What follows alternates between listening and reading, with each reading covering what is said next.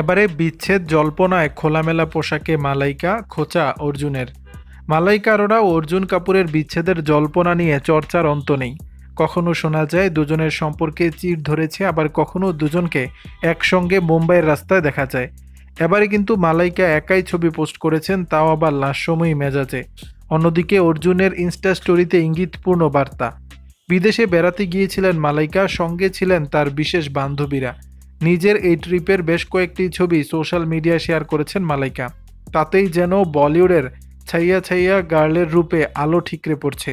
ছবির ক্যাপশনে আবার ফরাসি ভাষায় ভালোবাসার বার্তাও দিয়েছেন।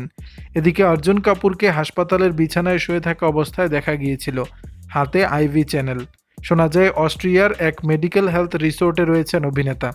শরীরে ভিটামিন ও মিনারেলসের অভাব হওয়ায় বিশেষ থেরাপি চলছে তার। এমন পরিস্থিতিতে ইনস্টাগ্রাম স্টোরিতে অর্জুন লিখেছেন, বাইরের বিষয়ে যখন তোমার কোনো নিয়ন্ত্রণ নেই, নিজের অন্তরকে নিয়ন্ত্রণ করো। মডেলিংয়ের মাধ্যমে ক্যারিয়ার শুরু করেছিলেন মালাইকা। সময়ের সঙ্গে সঙ্গে তিনি হয়ে যান বলিউডের ছাইয়া ছাইয়া গার্ল। 1998 সালে আরবাজ খানের সঙ্গে মালাইকার বিয়ে হয়েছিল। তার 4 বছর পর দুজনের ছেলে আরহানের জন্ম হয়। 2016 সালে আরবাজ মালাইকার আলাদা থাকার কথা জানা যায়। 2017 সালে আইনি বিচ্ছেদ হয়। 2016তেই নাকি নিজের চেয়ে 12 বছরের ছোট অর্জুন কাপুরের সঙ্গে সম্পর্কে জড়ান মালাইকা। দর্শক, বিষয়টি নিয়ে আপনাদের মতামত জানাবেন নিচের কমেন্ট বক্সে।